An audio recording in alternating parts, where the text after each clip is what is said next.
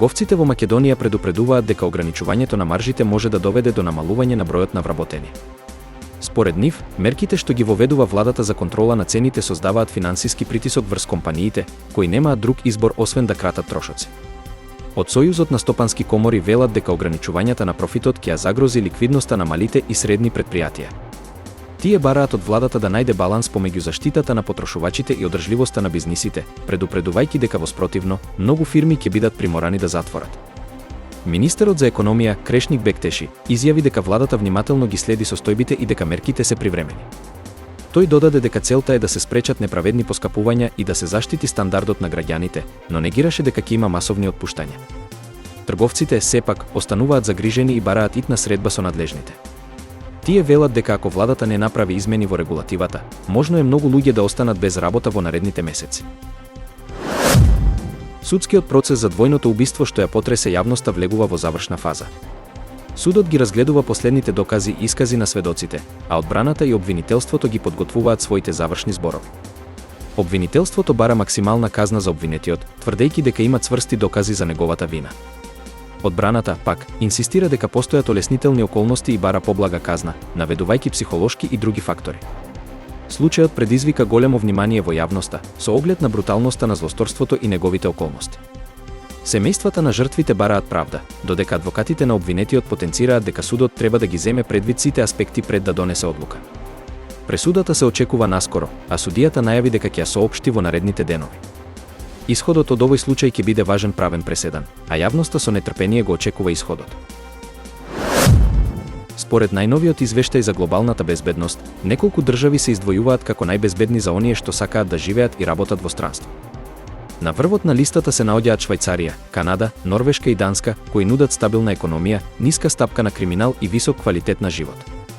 Извештајот ги оценува земјите врз основа на повеќе фактори, вклучувајќи ја личната безбедност, здравствениот систем и економската стабилност. Европските земји доминираат на листата, додека од азиските држави најдобро се рангирани Јапонија и Сингапур, познати по својата безбедност и одлична инфраструктура. Стручњаците ги препорачуваат овие земји на сите што бараат сигурност и квалитетен живот во странство. Покрај тоа, овие држави нудат поволни услови за работа, што ги прави атрактивни за иселениците и странските работници. Глобалната ситуација со безбедноста останува динамична, но државите што постојано се на врвот на ваквите листи продолжуваат да нудат стабилност и заштита за своите граѓани и странци што живеат во нив. Обединетите нации предупредуваат дека хуманитарната катастрофа во неколку кризни региони продолжува да се влошува. Недостатокот на храна, вода и медицинска помош ги загрозува животите на милиони луѓе, додека конфликтите и природните катастрофи ја отежнуваат ситуацијата. Според најновите податоци, најпогодени се населенијата во зони на воени судири и климатски катастрофи, каде што пристапот до основните потреби е речиси невозможен. Обединетите нации апелираат до меѓународната заедница да ја зголеми хуманитарната поддршка за да се спречи уште поголема трагедија.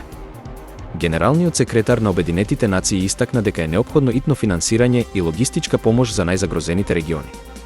Тој нагласи дека светот мора да реагира побрзо и поорганизирано за да се избегне дополнително страдање на цивилите. Меѓународните организации веќе работат на терен, но велат дека нивните ресурси се исцрпени.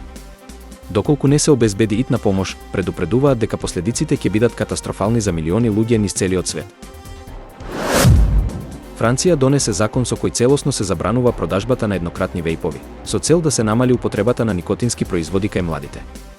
Владата смета дека овие уреди представуваат здравствен ризик и придонесуваат кон зголемување на зависноста од никотин. Министерката за здравство изјави дека оваа мерка е дел од пошироката стратегија за борба против пушењето. Таа нагласи дека младите најчесто посегнуваат по еднократните електронски цигари, кои се лесно достапни и привлечни поради различните ароми. Противниците на оваа забрана тврдат дека таа може да доведе до зголемување на црниот пазар и дека подобро решение би било построга регулација, наместо целосна забрана. Од друга страна, поддржувачите сметаат дека ова е чекор напред во заштитата на здравјето на граѓаните. Франција е една од првите европски земји што воведува ваква строга регулатива. Владата најавува и дополнителни мерки против пушењето, со цел да го намали бројот на зависници и да ја подобри јавната здравствена состојба.